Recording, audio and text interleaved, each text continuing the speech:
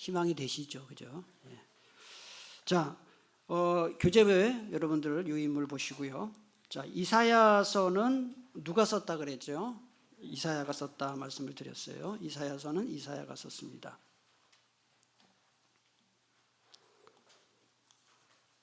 그런데 그 이사야라는 말에 보면 끝에 끝자가 뭐로 끝났죠? 야자로 끝났어요. 그래서 구약 성경에 보면은 끝에가 야자로 끝나는 그런 말이 많이 나와요. 그래서 야자가 이게 제가 히브리어로 이거를 야훼라고 읽어요. 야훼. 그래서 우리 한국 전통적인 이제 우리 교회와 우리 교우들은 여호와라고 보통 읽지만 신학자들은 이 히브리어 이를 야훼라고 읽는데 거의 다 야훼라고 읽습니다. 그래서 이 이사야 할 때는 야자가 붙으면 전부 누구와 관련된다고요? 여호와, 야훼와 관련된다 말씀을 제가 드렸어요. 그래서 지난주 이제 예레미야는 야훼가 세우신다. 호세아 야훼는 구원하신다. 히스기야는 야훼는 강하시다. 그래서 이사야의 뜻은 뭐라 그랬어요? 여호와는 구원이시다 그랬습니다. 그 다음에 이제 이사야가 활동한 시기에 대해서 지난주 배웠습니다. 이게 유다 왕들인데요. 여러분들 지난 오래전에 공부를 했는데 이걸 계속 보셔야 돼요. 이거 아주 간단하게 한번 이게 유다 왕인데요. 맨 처음에 르호보암, 아비얌, 그다음에 아사, 그다음에 여호사밧, 여호람, 아하시야, 그죠? 그다음에 아달랴, 요아스, 그다음에 우시야, 요담, 아하스, 히스기야, 므낫세, 아몬, 그다음에 요시야, 여호아스, 여호야김, 시드기야. 다 외우셨죠, 그죠? 그렇게 해서 20명을 우리가 그때 공부를 다 했는데 이걸 알고 있어야 이제 오늘 공부 잘 할 수 있어요. 근데 자 보세요. 그러면은 오늘 1장 1절에 보니까 유다 왕 누가 맨 처음에 나와요? 우시야. 그러니까 우시야. 그 다음에 누구죠? 요담이라 그랬죠. 그 다음에 스릴이 있다. 그 다음에 히스기야. 그러니까 4명, 이 4시대에 했는데 이 이사야는 우시야 말기 740년, 주전 740년에 활동을 시작해서 히스기야 왕 때까지 활동을 해서 한 54년이라는 기간 동안 사역을 했다 말씀드렸어요. 그러니까 예언자들 중에서 가장 긴 시간 동안 예언한 활동 예언자가 이사야다라는 거 여러분들이 아시면 되겠어요. 앞으로 예언서 읽을 때는 1장 1절에서 3절 거기를 잘 보셔야 거기에 그 시대 배경이 나온다는 것을 말씀드렸습니다. 그 다음에 6번 다 할 시간은 없고요. 6번에 보면은 이사야는 왕족이나 명문가 출신이다. 아마 제사장 가문일 것이다. 또는 왕족일 것이다. 라고 이야기를 했고요. 적지 않은 학자들이 아마도 이 우시야 왕과 사촌으로 봐요. 우시야 왕 한 사촌 형제일 거다. 이렇게 보고요. 그 다음에 7번 이사야는 아마도 므낫세 왕에 의해서 뭐로 죽임당했다 그랬어요? 톱으로 잘려가지고 순교를 당한 것으로 그렇게 보는 중요한 이유는 유대인의 문서에도 그렇게 나오고 히브리서 11장 36절 37절에 보면은 톱으로 켠다는 것이 그 이사야를 염두에 둔 것이다 그렇게 말씀을 드렸고요.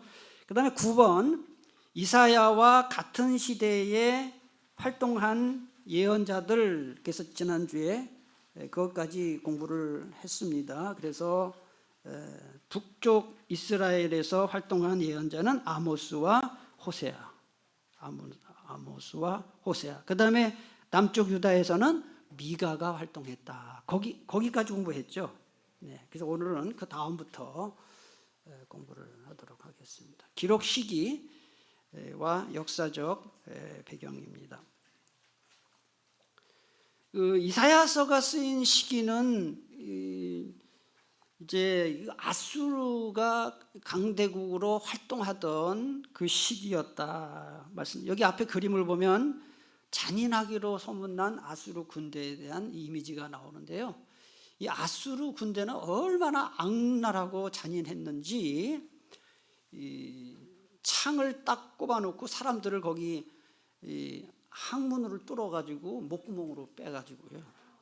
그렇게 악랄했다 그래요. 그리고 사람들을 코를 끼워가지고 줄줄이 굴비 먹듯이 엮어서 데려가고 또 포로 잡은 사람들을 껍데기를 벗겨 죽이고 뭐 아주 상상을 초월하도록 아주 악랄한 군대가 아수르 군대였었는데 이 이사야가 활동하던 시대의 그 시대 배경은 아수르가 강대국이어서 계속 유다를 침공하던 시대의 기록이, 그래서 이사야 예언자를 통해서 왕들에게 어떻게 하면 이 아수르를 이길 것인지에 대한 내용이 이사야에 나왔다는 거 말씀드렸어요. 그래서 이사야 1장부터 이사야는 66장까지 있어요. 성경이 몇 권이죠? 66권이죠. 그 똑같아요. 성경 66권과 똑같이 이사야는 66장이에요. 그리고 구약이 몇 권이에요? 구약이 39권이잖아요. 신약은 27권이에요. 그것처럼 이사야서도 보면 1장에서 39장까지의 내용과 그 다음에 40장에서 그 뒷장까지 내용이 달라요. 내용이. 그래서 이게 참 중요한 성경인데 1장부터 39장은 배경이 뭐냐 하면은 아수르 압제기, 아수르가 막 이 나라를 압제하던 시기에 기록, 그 배경이 아수르 압제기고, 그 다음에 40장부터 55장까지는 아수르 다음에 무슨 제국이에요?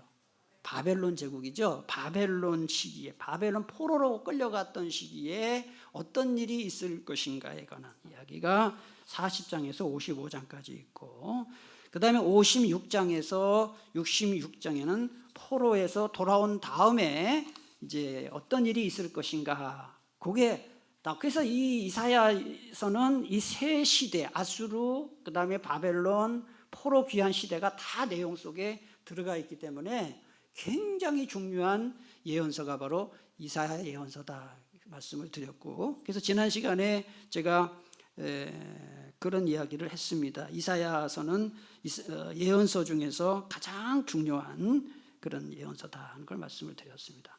그 다음에 이제 도표를 드렸습니다. 도표를 드렸는데 거기 제가 그 우시야라는 왕 이름, 그 우시야를 다른 말로는 뭐라고 부른다 그랬죠? 아사랴예요. 그래서 어느 성경에 보면 아사랴라고도 나와요. 그럼 뭐지? 이럴 수 있는데 아사랴라는 이름은 우시야의 이름의 다른 별칭이에요. 별칭. 그러니까 아사랴와 우시야는 같은 사람이에요. 그래서 구약 성경에 보면 아사랴라고도 나와요. 그건 우시야다 하는 것을 말씀드렸고, 그 다음에 도표의 중간에 보면은 이제 공동통치 기간이 나와요. 공동통치. 그래서 이 유다의 왕들, 이스라엘의 왕들은 그냥 바로 단독 통치를 하지 않고 아버지가 아들하고 같이 섭정을 하는 기간이 상당히 길었어요. 예를 들면은 우시야는 그 아마샤와 그 우시야 아버지인 아마샤와 공동통치 25년을 했단 말이죠. 52년 중에 25년은 아버지와 같이 공동통치한 거예요. 그래서 이 연도가 다 차이가 나는데 그거는 왜 차이가 나느냐? 공동통치한 기간을 칠 거냐, 단독 통치할 것부터 할 거냐, 요래서 왕을 몇 년 했느냐를 계산하기 때문에 이게 틀릴 수 있는데 틀린 게 아니라는 것을 말씀드리기 위해서 이거 제가 쫙 써놨습니다. 그래서 여기 빈칸, 지난주 나눠드린 거기 빈칸 하나를 제가 메꿔 드렸습니다. 히스기야 왕 하나 빈칸이 있었는데 그건 아하스와 공동 통치한 기간이 729년에서 715년이다 하는 것을 말씀드렸습니다. 오늘 이제 국제 상황, 이사야서가 기록되던 당시에 국제 상황이 어땠었느냐 하는 거예요. 그래서 이 주전 900년에서 예수님 오시기 900년 전부터 609년, 그러니까 약 한 300년 요 기간 동안에 이 고대 근동 지역의 가장 큰 나라 강대국은 아수르였다는 거예요. 꼭 알아두세요. 900년에서 609년까지 이 기간은 아수르가 가장 강대국이었다. 자, 한번 지도를 보세요. 앞에 지도를 보시면은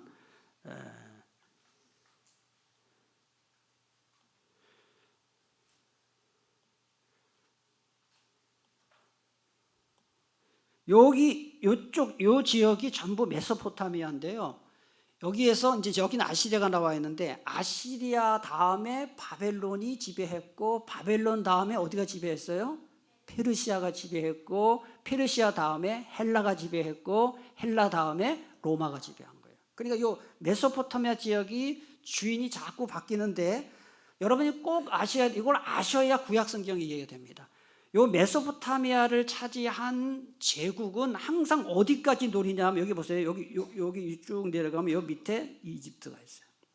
여긴 바다입니다. 지중해. 그러니까 요 메소포타미아를 지배한 나라는 항상 이 북아프리카인 이집트까지를 다 잡아먹으려고 항상 노력을 하기 때문에 요 이집트하고 메소포타미아하고 항상 싸워요. 그래서 이집트는 위로 올라가서 메소포타미아 정복하려고 하고 메소포타미아에는 또 밑에 가서 이집트를 정복하려고 하다 보니까 이제 문제는 뭐냐 하면은 중간에 끼어 있는 나라가 어떤 나라예요? 중간에 끼어 있는 나라가 바로 이스라엘이 딱 중간에 끼어 있어요. 그래서 이 이스라엘의 나라를 보면 우리나라하고 비슷해요. 러시아, 그다음에 중국, 그다음에 일본, 미국 4대 강국에 우리나라가 끼어 있잖아요. 여러 가지로. 그래서 이 이스라엘의 이 위치는 항상 위에 메소포타미아 차지한 나라와 밑에 이집트라는 애굽이라는 강대국 사이에서 항상 이 길목에 있어가지고요. 이리 치이고 저리 치는. 그래서 여기 오늘 교재를 다시 한번 보면은 그 아수르 이제 주전 900년에서 609년 기간에는 아수르가 강자였다 하는 것이고요. 그러니까 항상 이 팔레스타인 지역은 그 위에 나라가 보기에도 눈에 가시고 이집트가 보기에도 눈에 가시예요. 왜냐하면 꼭 지나가야 쳐들어갈 수 있기 때문에 항상 이리 밟히고 저리 밟히는 나라였다. 참고로 그래서 아수르의 주요 왕들을 명단을 써드렸어요. 여기 여러분들에게. 여기 보면은 자 왕이 지금 7명의 왕을 써드렸어요. 한번 읽어보세요. 왁스로 왕 이름만 시작. 살마네셀 3세, 디글랏 빌레셀 3세, 5세, 사르곤 2세, 산헤립, 에살핫돈, 아슈르바니팔, 신샤룩, 시쿤. 다 들어본 거예요. 구약에 나오는 신샤르, 시쿤만 빼고는 구약 성경에 다 나오는 왕이기 때문에 써드린 거예요. 순서대로예요. 근데 여기 보면 여러분이 알아야 할 것은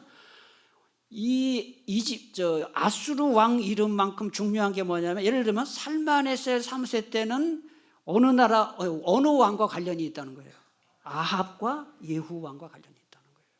그걸 알아두셔야 돼요. 그래서 써놓은 거예요.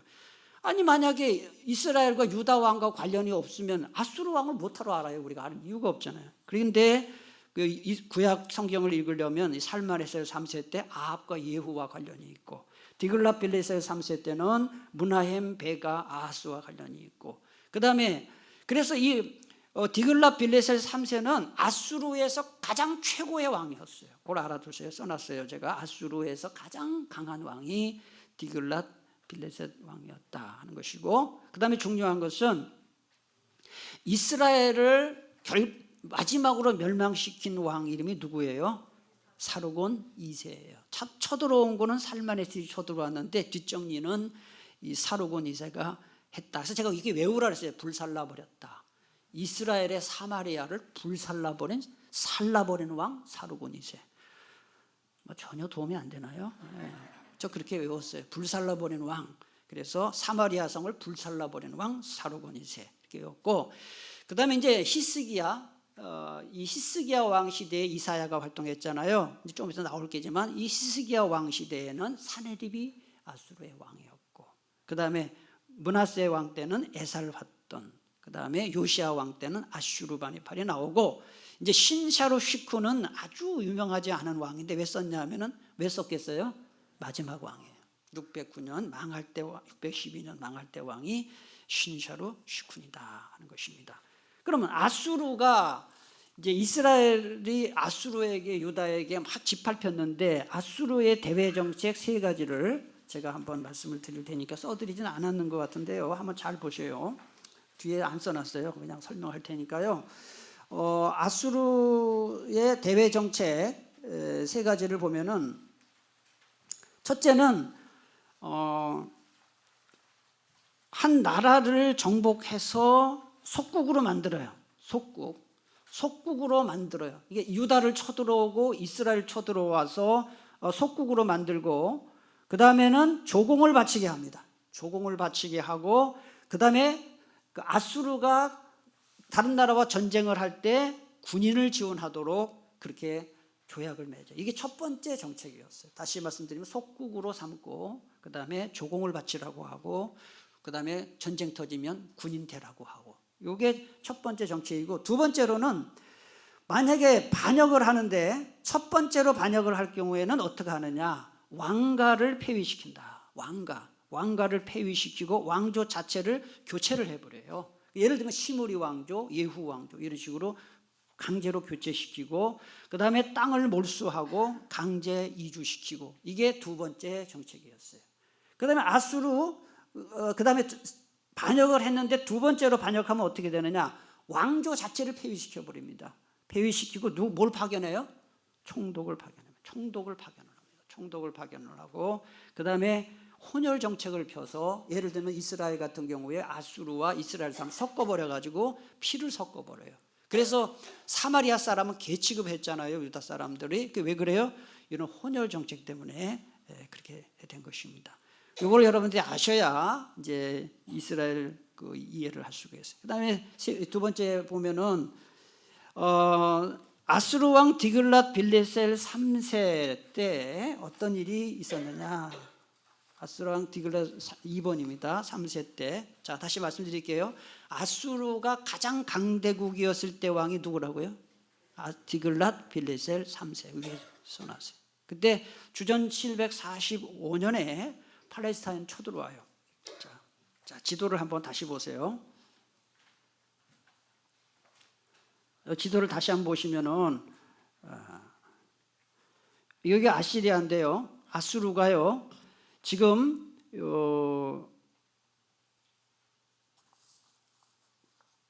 이 팔레스타인 쪽으로 쳐들어오는 거예요. 이게 쳐들어오는데 여기 유다 나라 위에 보면은 무슨 나라가 있죠? 이스라엘하고 아람이 있어요. 잘 보세요. 유다 나라가 여기 있고 위에 북이스라엘이 있고 그 위에 보면은 아람이 있어요. 그랬을 때 요 위에 있는 아람 왕 르신과 이스라엘의 왕인 그때 왕이 누구냐면 베가였어요.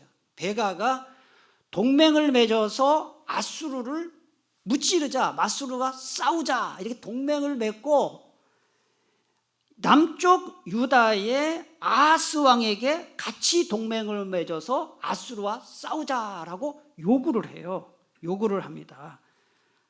그런데 이사야가 뭐라고 얘기를 하냐면은 하나님 의지해야지 저 동맹을 맺어가지고 하면은 안 된다. 그러니까 하나님만 신뢰하라. 그런데 아하스가 이사야 권면을 받아들이지 않고요.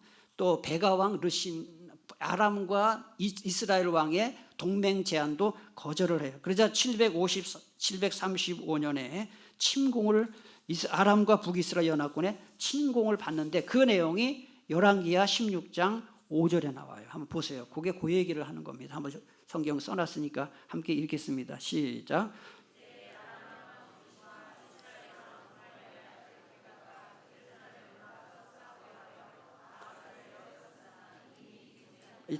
여러분 다시 한번 여기 보세요. 여기 아람이라는 나라하고 이스라엘이라는 나라가 동맹을 맺어가지고 저 위에 있는 아시리아와 싸우자고 했는데 유다가 거절을 하니까 유다를 쳐들어온 거예요. 왜 우리 편 안 드냐고. 그 내용이 바로 열왕기하 16장 5절이다 그 얘기입니다. 그 아하스는 이제 그 대신 어떻게 했냐면은 저 아수르 왕 디글랏 빌레셀에게 재물을 보내고 사신을 보내가지고 뭐라고 얘기를 하냐면은 이제 다시 보시면은 유다의 아하스가 요 아시리아 왕에게 사신을 보내요. 사신을 보내서 요 두 나라를 물리쳐달라고 얘기를 해요. 오히려 두 나라를 물리쳐달라. 그래가지고 그 요청을 받아들여서 이제 쳐들어온 내용이 열왕기하 16장 7절에서 9절에 나와요. 한번 잘 보세요. 아하스가 아수르 왕 디글랏 빌레셀에게 사자를 보내 이르되 나는 왕의 신복이요 왕의 아들이라. 이제 아람 왕과 이스라엘 왕이 나를 치니 청하건대 올라와 그 손에서 나를 구원하소서 하고, 아하스가 여호와의 성전과 왕궁 곳간에 있는 은금을 내어다가 아수르 왕에게 예물로 보냈더니 아수르 왕이 그 청을 듣고 곧 올라와서 어딜 쳤죠? 다메섹은 여기 잘 보세요. 요 아람의 수도가 다메섹이에요. 아시겠죠? 여러분, 이 아람이라는 나라는 지금의 시리아예요. 시리아의 수도가 어디예요? 아세요? 다마스커스예요. 다마스커스를 성경은 다메섹이라고 하는 거예요. 지금에 있는 나라입니다. 시리아를 아람이라고 해요. 그 다음에 다메섹은 다마스커스. 그래서 현재 시리아의 수도가 다마스커스입니다. 다메섹입니다. 그래서 다메섹을 쳤다는 거예요. 그 얘기입니다. 그 백성을 사로잡아 올라갔다 그랬어요. 그래서 이제 주전 732년에 다메섹을 점령하고요. 다메섹이 망하죠.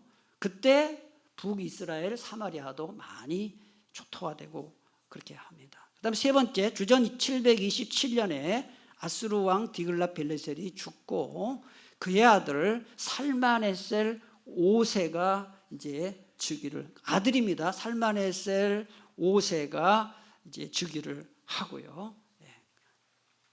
그때 이제 이스라엘의 마지막 왕이 누구예요? 여러분 기억나세요? 이스라엘의 마지막 왕 누구예요? 호세아. 다 외웠을 텐데 대답을 잘 안 하시지. 자, 이게 보세요. 이게 기억 안 나세요? 여기가 살롬, 그 다음에 스가랴, 살롬, 무나햄, 부가히야, 그 다음에 베가, 마지막이 뭐예요? 호세아잖아요. 그림 생각 안 나세요? 마지막 왕이 호세아잖아요. 그러니까 이제 호세아가 살만헤셀 5세가 즉위를 하는데 마지막 왕 호세아가 이집트에게 도움을 요청해요. 밑에 있는 이집트에게 도움을 의지하고 그동안 아수르에게 바쳤던 조공을 중단을 합니다. 그러자 살만헤셀 왕이 주전 724년에 이스라엘을 침공을 해요. 그래서 3년을 버티다 결국 몇 년에 망하죠? 주전 722년에 망하는 거예요. 그게 이제 구약 성경에 쭉 나와요. 722년에 이제 살만헤셀이 쳐들어왔는데 결국 무슨 왕 때 망한다고요? 아니, 호세아 왕이 이스라엘 왕인데 아수르 왕 어떤 왕에 의해서 망해요? 사르곤 불살라버린다 그랬죠. 여러분 정신을 좀 차리고 잘 들으셔요. 조금 전에 얘기했어요. 사르곤 2세기. 그러니까 살만헤셀이 쳐들어왔는데 망하게 한 왕은 누구라고요? 사르곤. 불살라버리는 왕 사르곤 2세에서 망했다. 일단 4번.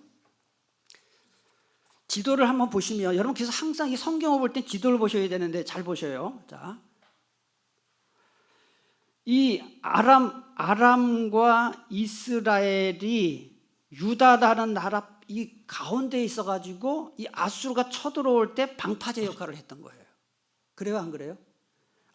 아수르가 유다를 쳐들어올 때 이 가운데에 있는 아람과 북이스라엘이 방파제 역할을 딱 했었는데 방파제 역할을 했던 가운데에 있던 나라가 딱 망하니까 이제 유다는 아수르하고 국경을 마주하게 된 거예요. 그러니까 엄청난 군사적인 위기를 맞이하게 된 것입니다. 이때 왕이 누구냐 하면은 히스기야 왕이에요.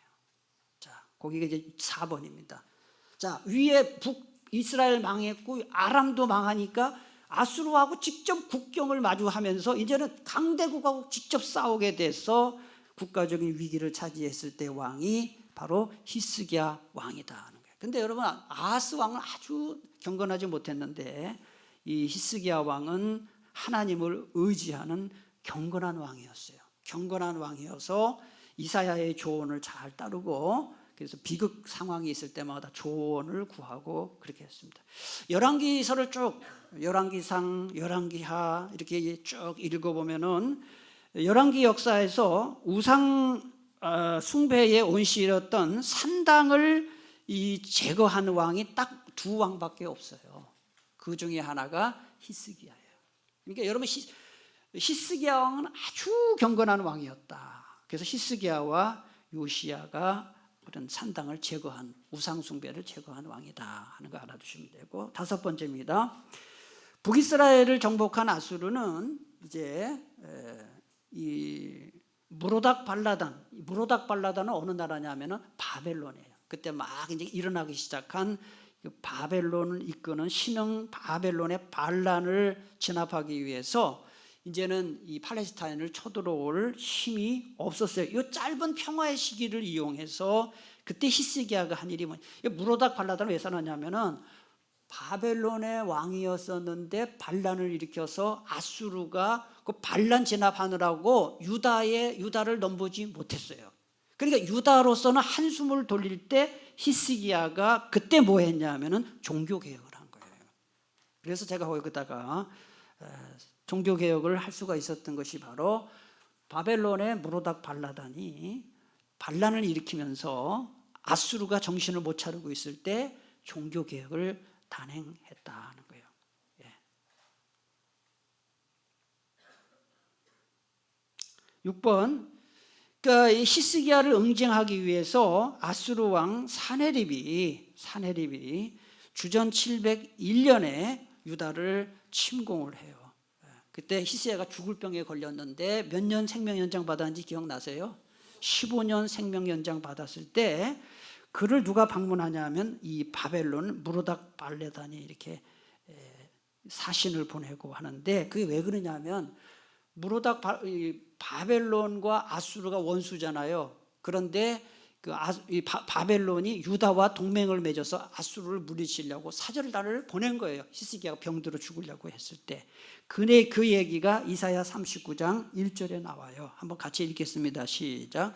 그때에 발라단의 아들 바벨론 왕 무로닥 발라단이 히스기야가 병들었다 나았dam을 듣고 히스기야 글과 예물을 보냈다. 그러니까 이 아수르가 강대국인데, 아직까지 바벨론은 그때 강대국이 아닌데 아수르하고 싸우려고 하니까 혼자 힘으로 안 되니까 유다와 힘을 합치기 위해서 히스기야에게 잘 보이려고 사절을 보냈다. 그 얘기가 이사야 39장 1절에 나와요. 그래서 이때 히스기야는 반아수르 동맹을 결성을 했는데 아수르가 가만히 있지 않죠. 쳐들어와 가지고 예루살렘 제외한 성들을 다 아수르에게 빼앗겨요. 그때 이 히스기야는 어떻게 하냐면 아수르 왕 사네립에게 금고를 다 털어서 사네립에게 바치면서 한번 살려달라고 하면서 위기를 모면하는 이야기가 열왕기하 18장 13절에서 16절에 나와요. 여기 제가 줄친 부분만, 다 읽기 힘드니까 줄친 부분만 한번 읽겠습니다. 시작. 히스기야 왕 아수르의 왕 사네립이 올라와서 유다 모든 견고합 성읍들을 쳐서 점령하며 여호와의 성전과 왕궁 곳간에 있는 은을 다 주었고, 히스기야가 여호와의 성전문의 금과 자기가 모든 기둥에 입힌 금을 벗겨 모두 아수르 왕에게 주었다 그랬어요. 그러니까 히스기야가 왕 때 쳐들어온 아수르 왕의 이름이 뭐라고요? 사네립이에요. 사네립. 그러니까 여러분 구약 성경 읽을 때 그러니까 이 왕의 목록을 모르면요 맨날 헷갈리는 거예요. 그래서 아까 제가 그 아수르 왕 이름을 써드렸는데 그 순서를 잘 보세요. 이거를 잘 보시면은 구약 성경을 이해하는데 굉장히 도움이 됩니다. 그러니까 사네립이 이 히스기야 왕 때 유다를 쳐들어왔다. 그걸 아면 되고요. 그래서 이제 사네립에게 뭐 성전에 있는 금도 다 바치고 막 해가지고 이제 히스기야가 모면하려고 하는데 사네립이 얼마 후에 또 쳐들어와요. 사네립이 또 유다를 정복을 하기 위해서 대군을 보내서 쳐들어옵니다. 그때 랍사게라는 신하를 보내 쳐들어와서 히스기야에게 항복해라 그 얘기를 합니다. 그게 열왕기하 18장 17절에 그 얘기가 나와요. 아수르 왕이 다르단과 랍사리스와 랍사게로 하여금 대군을 거느리고 라기스에서부터 예루살렘으로 가서 히스기야 왕을 치게 하매 그들이 예루살렘으로 올라갔다 그랬어요. 이때 아수르에게 항복하면 유다가 멸망하는 것을 히스기야는 알죠. 그래서 이사야 예언자가 이사야가 히스기야 왕에게 조언을 합니다. 하나님께 간절히 기도해라. 간절히 기도하면서 해라 해서 그날 밤에 하나님이 기적을 일으켜 가지고요, 아수르 군인 18만 5천 명을 죽여요. 그래서 헤로도토스라는 그리스 역사가의 기록에 따르면 전염병이 돌았다라고 그렇게 얘기를 하는데, 전염병이 우연히 도나요? 하나님이 그렇게 하셨다. 성경은 뭐 전염병이 돌았다 얘기는 안 하는데, 하나님의 사자를 보내서 18만 5천 명을 하룻밤 사이에 죽였다라는 기록이 나오고요. 그리스 헤로도토스가 쓴 역사책에 보면 전염병이 돌았다라고 나와요. 그러니까 세상 역사를 기록한 사람은 전염병이 돌았다고 하고, 성경을 기록한 이 말씀은 하나님의 사자가 쳤다라고. 결과적으로 분명한 것은 역사에서 실제로 있었던 일이다 하는 건데, 18만 5천 명이 죽어요. 그리고 그 이야기가 이사야 37장 36절부터 38절까지 나와요. 그냥 보면 여호와의 사자가 나가서 아수르 진정에서 18만 5천인을 쳤으므로 아침에 일찍이 일어나 본즉 시체뿐이라. 근데 그 모습을 보고 아수르 왕이, 사네립 왕이 돌아가요. 아수르로 돌아가서 니느웨에 거주했는데, 그때 아들이 죽여요. 아들이 아버지를 죽이고 그의 아들이 이어서 왕이 되었다 하는 것입니다. 7번입니다. 이처럼 이사야 예언자가 활동할 당시 유다는 초강대국인 아수르 36장부터 37장에 그 이야기가 나오고요. 그 다음에 오랜 잠에서 깨어난 이집트, 이사야 28장에서 33장.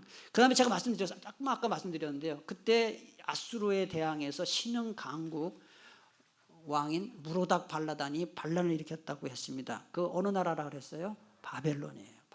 바벨론이 그때 이미 이제 바벨론의 강국으로 조금씩 올라와요. 그 다음에 북쪽에 유다 위쪽에 이스라엘, 그 다음에 위쪽에 아람이 지금의 어느 나라라고요? 시리아예요. 시리아.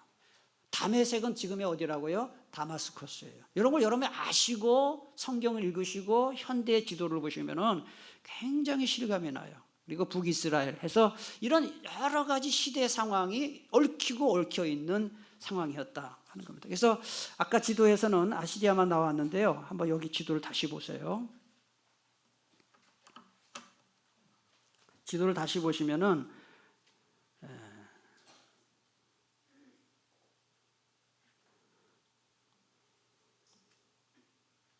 여기가 이제 아수르고요. 그 다음에 여기가 바벨론. 바벨론이 지금의 이라크예요. 이라크. 여기 보면 이라크 바그다드, 그게 현재, 아시리아는 요 위쪽에 있고, 여기서 여기가 이제 유프라테스 강이고, 여기가 메소포타미아 강인데요. 아수르는 약간 위쪽에 있고 바벨론은 약간 밑쪽에 있는데, 아수르가 강대국이었을 때 바벨론이 없었던 게 아니고 약했던 것이에요. 약했던 것이죠. 그래서 이 바벨론에 그때 무로닥 반란을 일으킨 그 상황을 조금 아까 얘기를 했고요.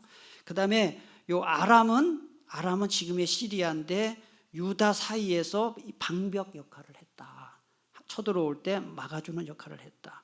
그래서 항상 메소포타미아 지역에 있는 제국들은 밑에 있는 이집트까지를 항상 잡아먹으려고 했다 하는 거. 여러분들이 알고 성경을 읽으면 왜 애굽 왕과 왜 메소포타미아 왕이 싸우는가 하는 것을 알 수가 있어요. 그래서 이 히스기야 시대하고 요시야 시대를 제외하면은 유다는 항상 이런 막강한 군사력 침입 때문에 이 나라가 항상 힘들었어요. 풍전등화의 위협에 시달렸다 하는데, 이 시대에 활동했던 예언자가 바로 이사야다 하는 것을 말씀을 드리는 겁니다.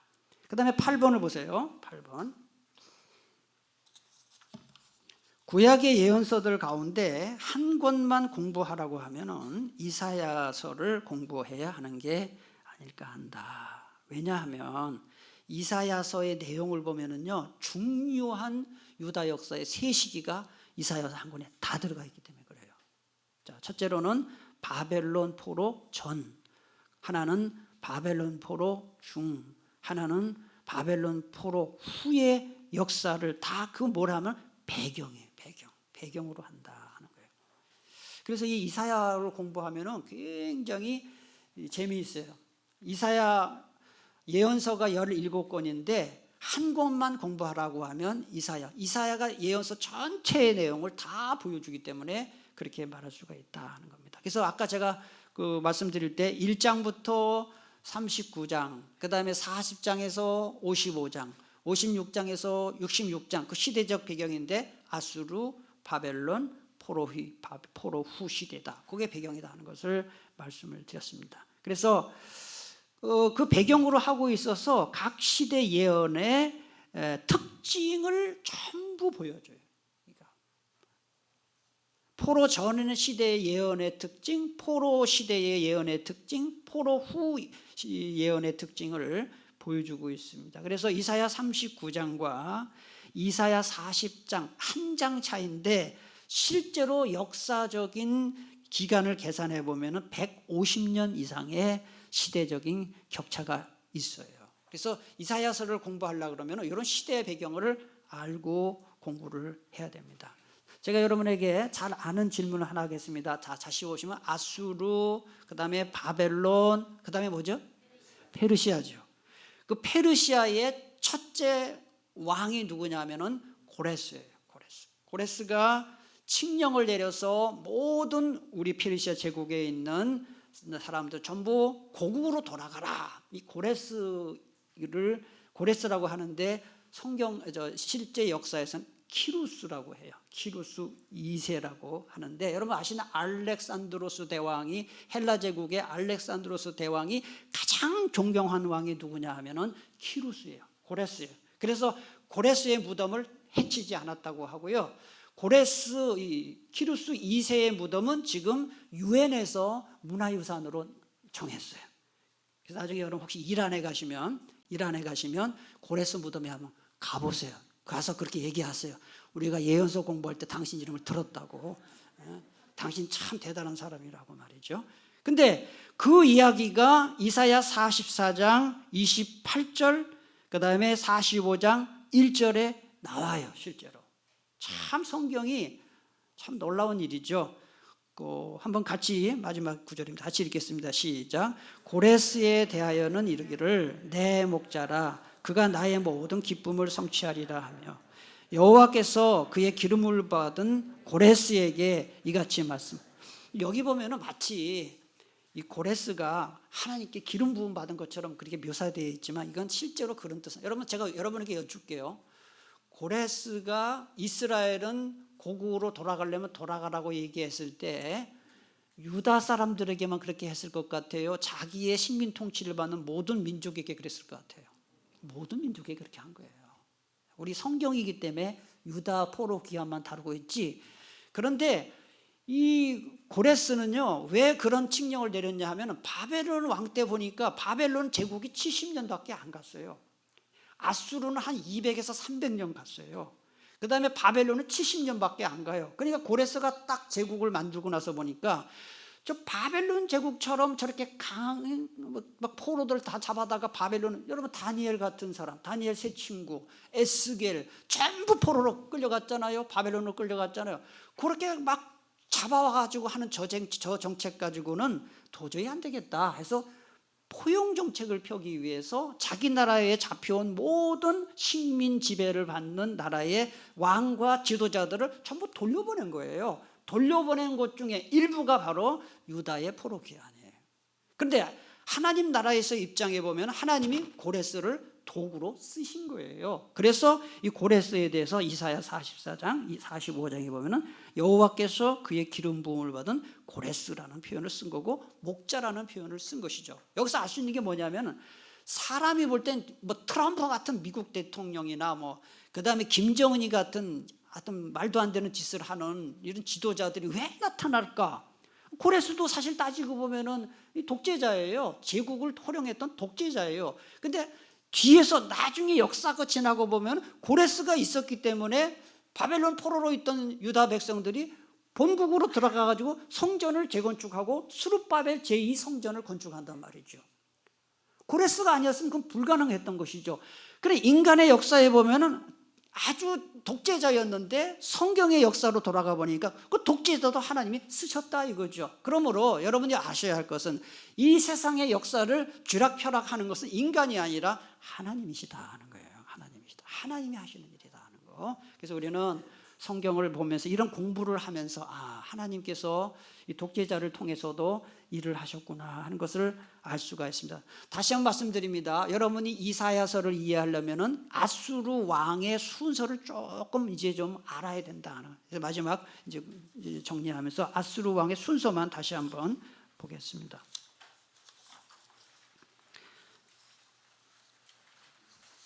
그래서 아수르 왕 2페이지죠. 2페이지 맨 밑에 아수르 왕 주요 왕들, 여기 아수르의 모든 왕을 쓰진 않았는데, 그래서 여러분이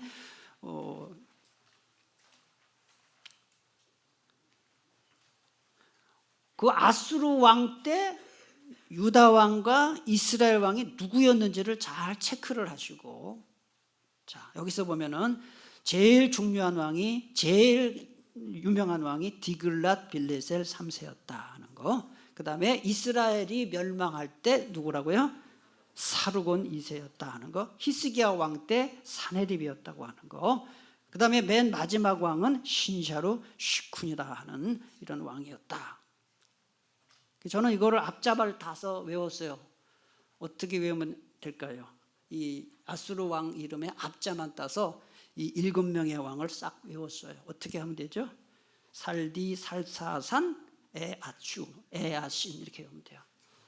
너무 썰렁하죠? 근데 이걸 외워서 하는 거하고 모르고 하는 것은 달라요. 살디, 살사산, 에아신 이렇게 하면은 다 외우셨죠?